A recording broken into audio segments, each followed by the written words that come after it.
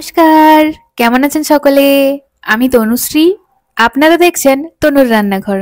আজ আমি বানাতে চলেছি ফুলকপি দিয়ে রুই মাছের ঝোল।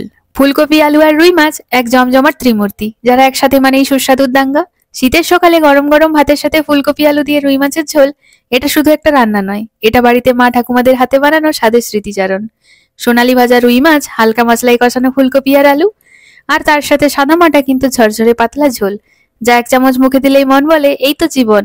চলুন তাহলে শুরু করা যাক সাদাসিধে অথচ অতুলনীয় স্বাদের গল্প। এমন সহজ এবং জমজমাটি আর বাঙালিয়ানায় ভরা রেসিপির জন্য চ্যানেলটা সাবস্ক্রাইব করুন, নইলে রুই মাছ অভিমান করবে।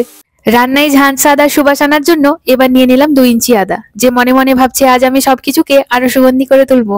তার সঙ্গে বিশাল বাহিনী 20 কোয়া রসুন। রসুন তো ঢুকেই বললো আজ ঝাঁঝ বাড়িয়ে পুরো রান্নাঘর কাঁপিয়ে দেবো। আর আছে 4টে কাঁচা লঙ্কা, যারা সব সময় ফায়ার মোডে থাকে ঢুকতেই ভাবছে আমার একটু ঝালেই আসল রান্নার দম। এবার 1 চামচ গোটা জিরে, যারা বললো আমরা কম হলেও আমাদের সুবাসেই আসল ম্যাজিক। সবকিছুকে একসাথে ব্লেন্ডারে দিয়ে মিহি পেস্ট বানিয়ে নিলাম। 4টে রুই মাছকে খুব ভালোভাবে পরিষ্কার করে ধুয়ে একটি বাটিতে রাখলাম, সাথে দিয়ে দিলাম 1 চামচ লবণ। মাছগুলো মনে মনে বললো আজ তো আমাদের স্পা ট্রিটমেন্ট হচ্ছে। তারপর দিয়ে দিলাম 1 চামচ হলুদ গুঁড়ো, যা পড়তেই মাছগুলো একে অপরকে দেখে বললো উফ কি সুন্দর সোনালি গ্লো। সবকিছু ভালো করে মেখে ম্যারিনেট করে রাখলাম, যেন মশলাটা ভেতর পর্যন্ত ঢুকে মাছের স্বাদকে একেবারে লেভেল আপ করে দেয়।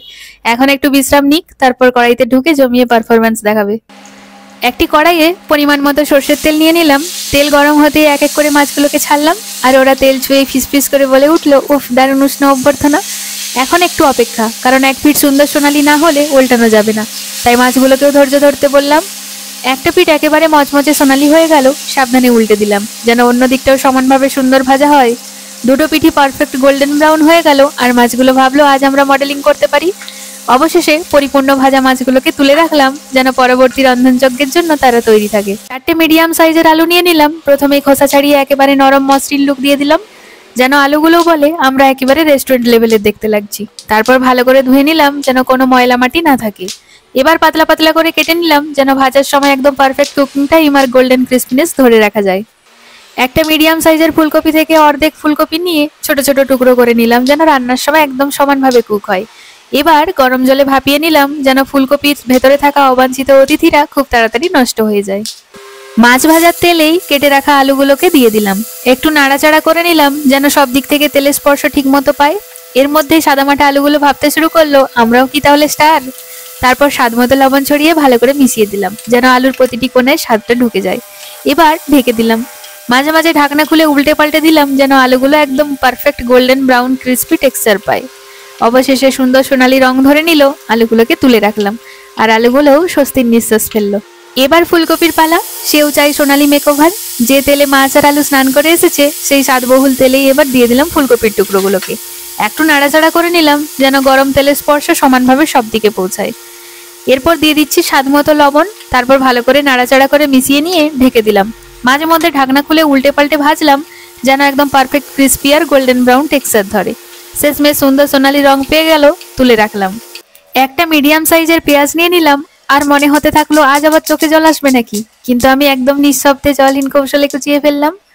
তারপর নিয়ে নিলাম একটি টমেটো, যে সবসময় ভাবে আমি রান্নার আসল হিরো, সেটাকেও কেটে কুচি করে নিলাম, যেন সবার সাথে মিশতে কোনো অসুবিধা না হয়। এখন পেঁয়াজ আর টমেটো একসাথে বসে আছে, আর মনে মনে বলছে এইবার আমরা মশলার সাথে মিশে পুরো রান্নার গ্ল্যামার বাড়িয়ে দেব।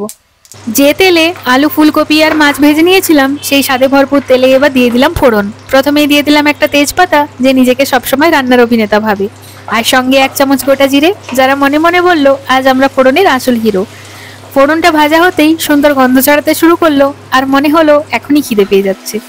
এরপর কুচিয়ে রাখা পেঁয়াজগুলো দিয়ে দিলাম। পেঁয়াজ সাথে সাথে বলে উঠলো বাহ, গরম তেলের আলিঙ্গন পেলাম। নরম গোলাপি থেকে আস্তে আস্তে সোনালি রং ধরতে শুরু করলো, আর আমি সাবধানে নেড়ে চেড়ে ভাজতে লাগলাম, যেন সব দিক থেকে পারফেক্ট হয়। অবশেষে পেঁয়াজ একেবারে সোনালি হয়ে উঠলো, আর নিজেই বলল ব্যাস, এবার আমরা পুরো রান্নার ফ্লেভার লেভেল বাড়িয়ে দেবো। পেঁয়াজ একেবারে পারফেক্ট সোনালি হয়ে গেছে, এবার আগে থেকে বানিয়ে রাখা মশলার পেস্ট দিয়ে দিলাম, যেটা নিজে নিজেই বলে উঠলো। অবশেষে রান্নার আসল মঞ্চে নামলাম। খুব ভালো করে নেড়ে চেড়ে মিশিয়ে নিলাম, যেন প্রতিটি কণা বলে এইবার আমাদের আসল ফ্লেভার বার করতেই হবে। এরপর এক এক করে দিয়ে দিচ্ছি গুঁড়ো মশলা। প্রথমে দিয়ে দিলাম 1 চামচ হলুদ গুঁড়ো, যাতে রং হয় একেবারে স্বপ্নের মতো। 1 চামচ লাল লঙ্কার গুঁড়ো, যাতে ঝালটাও সঠিক মাত্রায় থাকে। 1 চামচ ধনে গুঁড়ো, যাতে স্বাদে একেবারে সুন্দর গভীরতা আসে।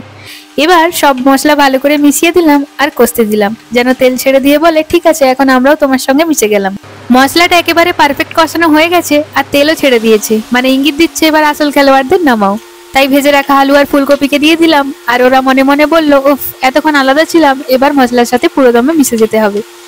একটু ভালো করে নেড়ে চেড়ে কষিয়ে নিলাম, যেন প্রতিটা আলু আর ফুলকপি বলে বাহ মশলার সুগন্ধে তো আমরা নিজেরাই লোভী হয়ে যাচ্ছি।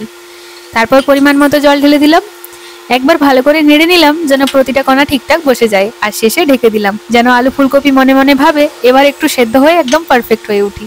কিছুক্ষণ ধরে আলু ফুলকপি ঢাকনা নিচে সেদ্ধ হওয়া শেষে নিচ্ছিল, এবার ঢাকনা খুলে দিলাম যেন ওরা একটু ফ্রেশ বাতাস নেয়। তারপর কুচিয়ে রাখা টমেটো দিয়ে দিলাম, আর টমেটো মনে মনে বলল এই তো এতক্ষণ ধরে আমার গ্র্যান্ড এন্ট্রির অপেক্ষা হচ্ছিল। আবার ঢাকনা দিয়ে দিলাম, এখন সব মশলার সাথে মিশে টমেটো আস্তে আস্তে গলে যাবে আর ঝোলের রং একেবারে সুন্দর লালচে আর টক মিষ্টির স্বাদে ভরপুর হয়ে উঠবে। ঢাকনা খুলতেই দেখি আলু ফুলকপি একেবারে নরম হয়ে গেছে আর ঝোলও টকবক করতে করতে ফুটে উঠেছে, যেন বলছে আর দেরি করো না এবার মাছ দাও। তাই ভেজে রাখা রুই মাছগুলোকে সাবধানে ছেড়ে দিলাম, আর মাছগুলো মনে মনে বলে উঠলো এতক্ষণ পর অবশেষে ঝোলে স্নানে নামলাম। একটু ভালো করে নেড়ে চেড়ে মিশিয়ে নিলাম যেন প্রতিটা মাছ মশলার আর ঝোলের প্রেমে পড়ে যায়। তারপর স্বাদ মতো লবণ দিলাম, যেন ঝোল নিজেই বলে ব্যাস এখন আমার স্বাদ একেবারে পারফেক্ট। শেষবারের মতো ঝোলটা ফুটতে দিলাম যাতে মাছ আর মশলার গভীর বন্ধন একেবারে পাকাপোক্ত হয়ে যায়। ঝোলটা একেবারে দুর্দান্ত ফুটে উঠেছে আর গ্রেভির কনসিস্টেন্সি সঠিক মাত্রায় মাখো মাখো হয়ে গেছে, মানে এখন থালায় পড়ার জন্য একদম রেডি। তাই কুচিয়ে রাখা ধনেপাতা আর চেরা কাঁচা লঙ্কা ছড়িয়ে দিলাম যেন ঝোলের শেষ মুহূর্তের পারফিউমিং হয়ে যায়। ধনেপাতা খুশিতে বলল এবার আমি পুরো রান্নার সৌন্দর্য বাড়িয়ে দেবো, আর কাঁচা লঙ্কা ফিস ফিস করে বলল ঝাল একটু স্পেশাল হবে। সব শেষে গ্যাস বন্ধ করে নামিয়ে নিলাম, আর তৈরি হয়ে গেল ফুলকপি দিয়ে রুই মাছের ঝোল। এখন শুধু গরম ভাতের সাথে পরিবেশন করে হাঁড়ির তোলা দেখা বাকি। একটা ধোয়া ওঠা ফ্যান্টাসি প্লেট রেডি, এক পাশে ঝরঝরে গরম ভাত আর তার গায়ে বোলানো টক মিষ্টি মশলাদার ফুলকপি আলু রুই মাছের ঝোল। ভাত যেন মনে মনে বলল এই ঝোলের আলিঙ্গনের জন্যই তো জন্মেছি, আর মাছ মুচকি হেসে বলল ভালো করে মাখিয়ে খাও তবেই তো আসল মজা পাবে। নতুন নতুন মজার রেসিপি আর খিদে বাড়ানো রান্নার গল্প মিস করতে না চাইলে চ্যানেলটা সাবস্ক্রাইব করুন। দেখা হচ্ছে পরের আর একটি জমজমাট ভিডিওতে। সবাই ভালো থাকবেন, সুস্থ থাকবেন আর মজার মজার রান্না করতে থাকবেন। আজকের মতো টাটা।